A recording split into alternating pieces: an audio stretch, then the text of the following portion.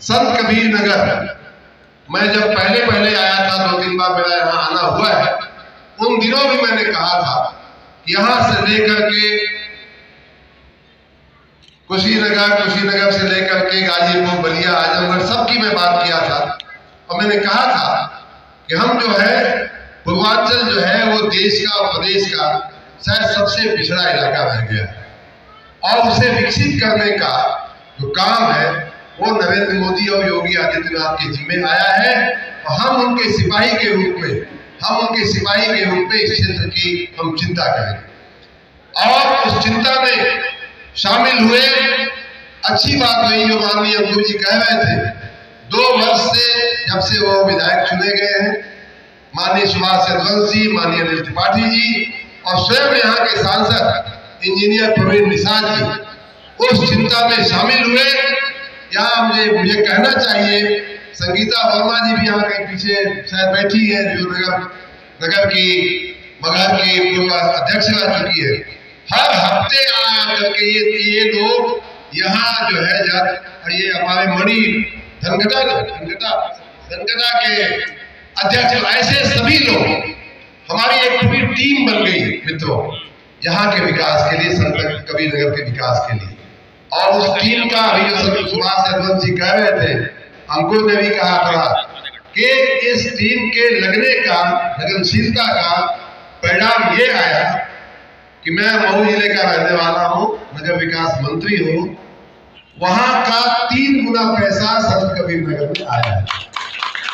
अब मैं मऊ वालों को कैसे समझाऊंगा ये मैं समझ नहीं पा रहा हूँ। और मऊ गया तो 83 करोड़ का आंकड़ा बोल के बड़ा खुश हुआ कि चलो मंत्री को थोड़ा ज्यादा दे दिया। लेकिन मैं कल शाम को आते हुए यहाँ का आंकड़ा निकलवाया और मुझे लगा कहीं गड़बड़ न हो जाए बोलने में। फिर मैंने चेक कराया, यहाँ का आंकड़ा है मित्रों, इस साल मऊ को 83 करोड़ दिया गया है और इस जिले को 252 करोड़ रुपया जो है ये दिया गया है। इतना ही नहीं, समाजवादी पार्टी की सरकार 4 बार आई ना, 4 मुख्यमंत्री हुए।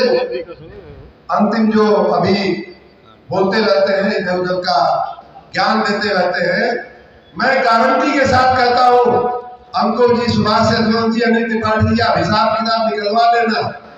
चारों सरकारों में मिल करके उनकी जितना पैसा संत कबीर नगर को नहीं आया है उसका दूना पैसा हमने खाली 2 साल में इस जिले को दिया।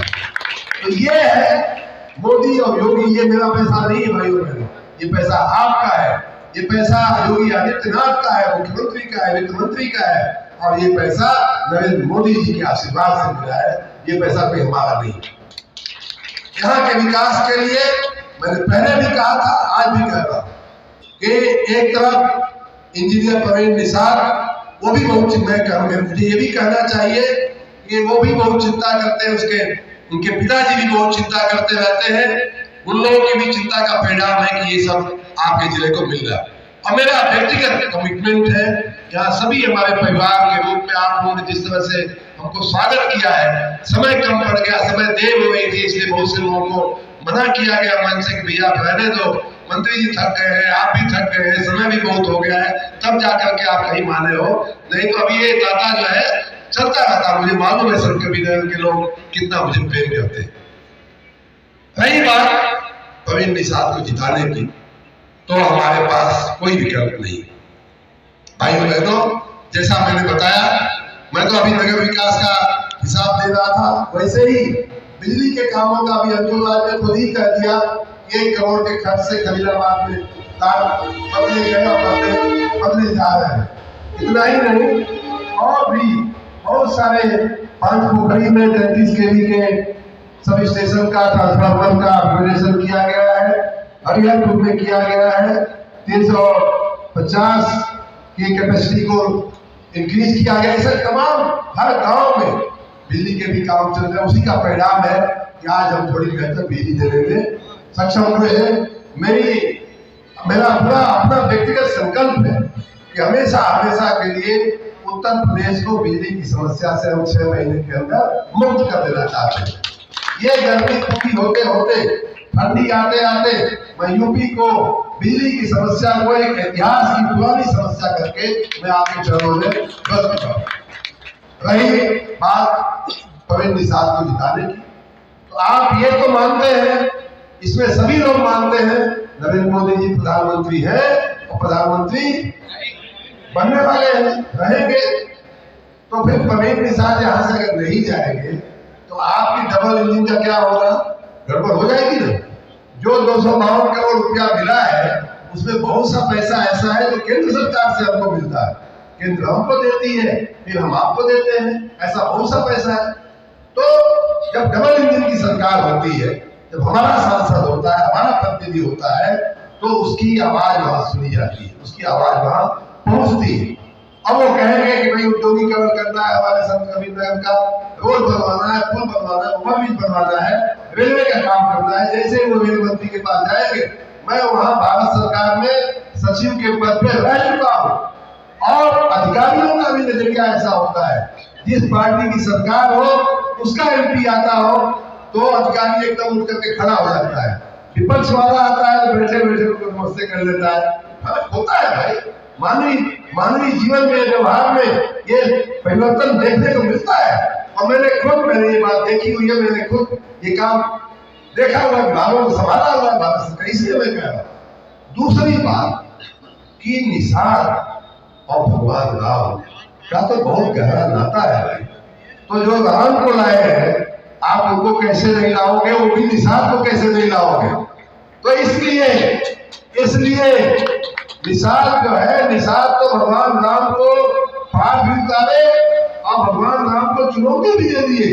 भाई देखो, अगर आप पार जाना चाहते हैं तो हम जो कहते हैं वो आपको करना पड़ेगा। ये निषाद राज की हिम्मत है, उनकी भक्ति की ताकत है कि भगवान राम को चुनौती दे करके कहा गया है रामचरितमानस में, जो अवश्य चाहूं मोहि पद पदु पखारन करो। अगर आप निश्चित रूप से उस पार जाना चाहते हैं तो मोहि पद पदु पखारन करो, तो मुझे आपका चरण कमल धोने की, पखारने की आज्ञा दीजिए। ये भक्ति है निषाद राज की। इसलिए विशेष रूप से मैं प्रवीण निषाद जी के खुद के समाज को, खुद के परिवारजनों को और अपने सभी परिवारजनों को जो यहाँ इकट्ठे हुए विभिन्न वर्गों से, विभिन्न धर्मों से, विभिन्न आय के और विभिन्न आयु के सभी लोगों से मैं निवेदन करूंगा कि हमारे पास मित्रों कोई विकल्प नहीं है।